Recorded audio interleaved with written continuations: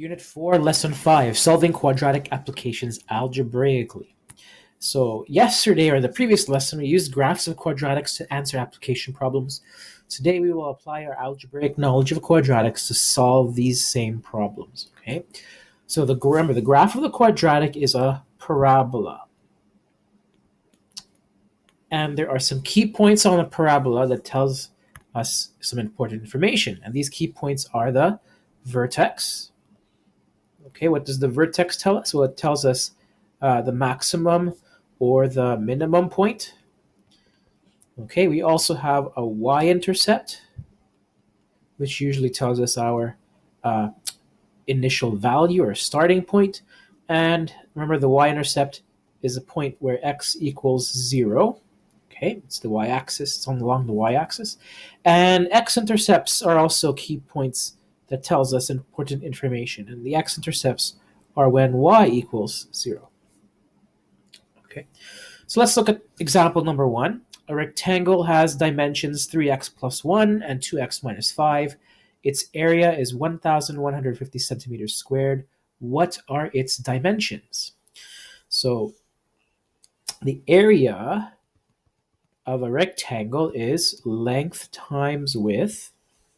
Okay, and we know the area given to us is 1,150 centimeters squared. And the length, we can say 3x plus 1 is the length. And the other side of my rectangle is 2x minus 5, and that's going to be our width. So the length is here, 3x plus 1, and the width is 2x minus 5.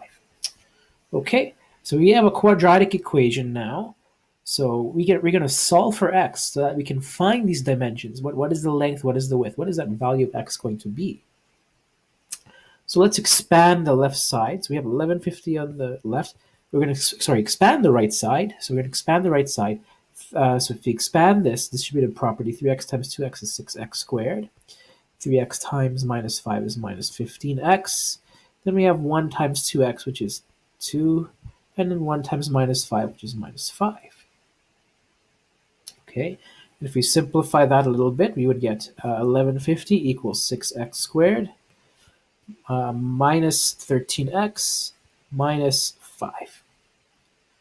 Okay, now remember, when we're solving equations, we have to rearrange so that one side of the equation is equal to 0. And when we do that, we can then use the quadratic formula. So let's write a quick note here. We're going to rearrange to make one side equal to 0 so we can use the quadratic formula. Okay, so that means we're going to subtract 1150 from both sides of the equation. So 0 equals 6x squared minus 13x minus 5 minus 1150. Okay, and when we simplify that, we get 0 equals 6x squared minus 13x, and minus 5 and minus 1150 becomes minus 1155.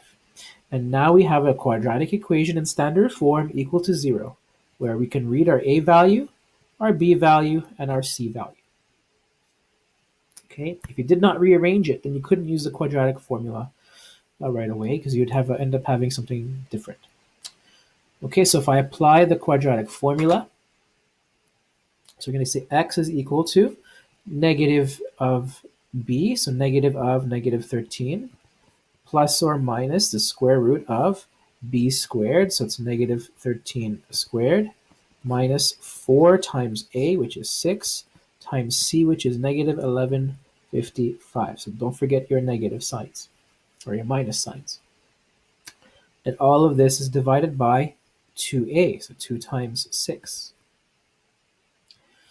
Okay, and then so x is equal to, simplify this a little bit, so 13. So negative 13 is positive 13, plus or minus. So 13 squared is 169. 4 times 6 times 1155 is, you have double negative, so you get a positive. So 169 plus, this becomes 27,720.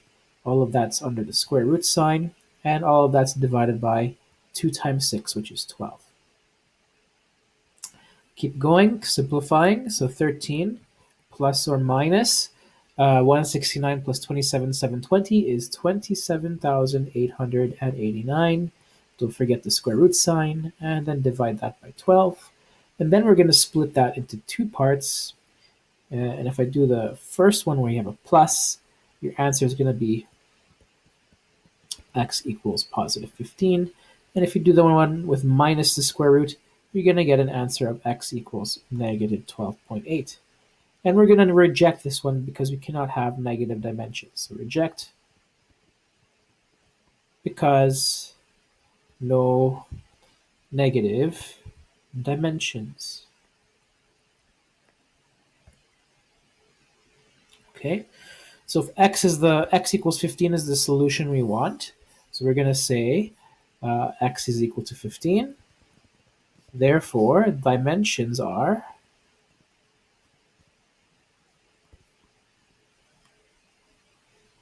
so if we take the first bracket, the first length, 3x plus 1, we get 3 times 15 plus 1, which is equal to 46.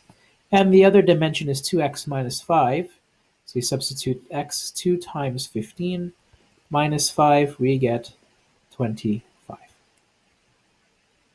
Okay, and you just want to double check that you're correct. So you check, multiply your dimensions, 46 times 25, and you get 1150, which is the area originally given to us in the question. Okay. Remember, visuals are always important for understanding. So if I draw a little sketch here, your parabola would look something like this, where you have your y value at 1150, and your point here on the right here is x equals 15, and your point here on the left, which is negative 12.8. And we reject the negative number and we keep the positive number. Okay, so let's look at another example, example number 2. The path of a basketball after it's thrown from a height of 1.5 meters above the ground is given by the following equation, h, this one right here, where height is h and in meters, and d is the horizontal distance in meters. So part A, how far has the ball traveled horizontally to the nearest tenth of a meter when it lands on the ground? So when it lands on the ground, that means h is equal to 0. Okay, so you're going to find x-intercept. You're going to find, well, instead of x-intercepts, we're going to call them d-intercepts. Okay, and then part B, find the horizontal distance when the basketball is at a height of 4.5 meters above the ground. Okay, so let's do a quick little sketch for our understanding of the situation. So we're going to sketch h equals negative 0.25 d squared plus 2d plus 1.5. And so the first thing we should notice is the negative. So the negative a value means that the graph is going to open down. Okay, and we have the 1.5, which will be our y-intercept. So here's a quick little sketch. D and h, and we have a 1.5 for our y-intercept.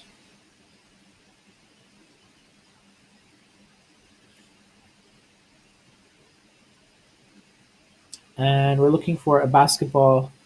When is the basketball going to reach that 4.5 meters in part B? So we're asked, when is the basketball going to reach that 4.5 meters above the ground? So our situation might look something like this.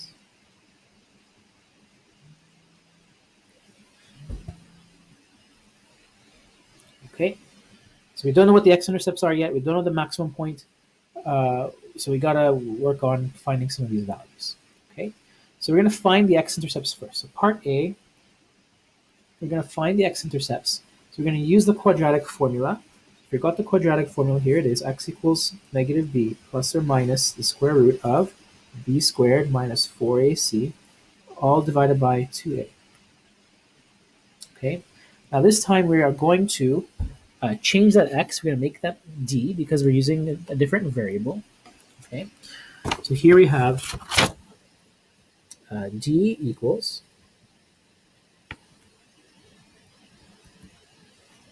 negative of negative b, so negative 2.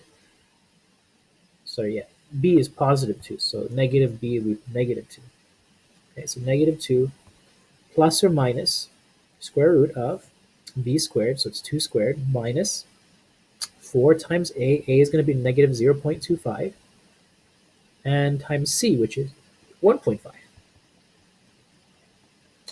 All of that's divided by 2a, so 2 times negative 0.25. Watch, be careful with the signs now. Simplifying this, we get negative 2 plus or minus. 2 squared is 4. 4 times negative 0.25 plus times 1.5 gives me plus 1.5. And then we divide that by 2 times negative 0.25 is negative 0.5. Okay, keep simplifying. We get negative 2 plus or minus the square root of 5.5. So 4 plus 1.5 is 5.5, divided by negative 0.5. Okay, so that's going to give us two possible answers for D. So D is going to be equal to negative 2 plus 5.5 over negative 0.5, or D will be equal to negative 2 minus the square root of 5.5 over negative 0.5. And so one answer will give us negative 0.69, and the other answer will give us 8.69, positive 8.69. So we're going to reject the negative one because it doesn't make any sense in the context of our problem. We don't deal with that negative horizontal distance. We're going to deal with the 8.69. Okay. So what does that mean? Question: how far has the ball traveled horizontally to the nearest 10th of a meter when it lands on the ground? It has traveled 8.69 meters away. So right here, when it lands on the ground, is 8.69 meters. All right, so part B asks us to find how far, what horizontal distance does the ball reach when the ball's height is at 4.5 meters. Okay, so that means we want a distance. So height is going to be h. Height's going to be 4.5 meters. So I'm going to put this into the equation for height. So 4.5 meters is equal to the rest of the equation, which is negative 0.25 d squared plus 2d plus 1.5. So here I'm going to rearrange. Okay, and if I rearrange that, I get 0. Rearrange means I want one side of my equation to be 0, right? That's the only way I'm going to solve this equation, if one side is equal to 0. So to get that 0, I have to subtract 4.5 from both sides. So subtracting 4.5 on the left gives me a 0, and if I do it on the right, it changes my equation on the right. So here we go, and minus 4.5 there at the end. And then I simplify, collect the like terms. Okay. So 1.5 minus 4.5 would be negative 3. Okay. So D is equal to quadratic formula. This is going to be your A, the negative 0.25. Positive 2 is going to be your B, and minus 3 is going to be your C. So let's solve for that B value. So negative B, so negative 2 plus or minus the square root of B squared, which is 2 squared, minus 4 times A, which is negative 0.25, times C, which is negative 3. Don't forget the negative. All divided by 2A, so 2 times negative 0.25. Okay, so let's simplify. So D equals negative 2 plus or minus 2 squared is 4. 4 times 0.25 times negative 3 turns out to be minus 3. So here 4 minus 3, all that's square rooted. In the bottom I have negative 0.5.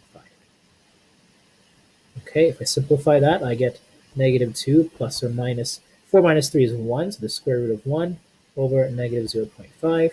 And so that leaves me with two possibilities. It's negative 2 plus 1, or square root of 1 is 1, over negative 0.5, or it could be D equals negative 2 minus 1 over negative 0.5. Or you take both answers, right? So in this first one, D is equal to 2, and in the second one, D is equal to 6. So what that means is the ball is 4.5 meters above the ground at 2 meters and at 6 meters of horizontal distance. So let's write concluding statement. So for part A, therefore, the ball lands on the ground 8.69 meters away. And for part B, the ball is 4.5 meters above the ground at 2 meters and 6 meters of horizontal distance.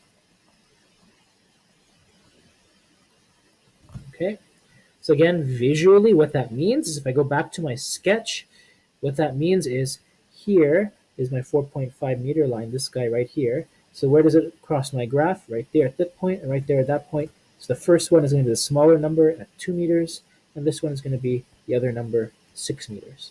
And that's where my ball is reaching a height of 4.5 meters.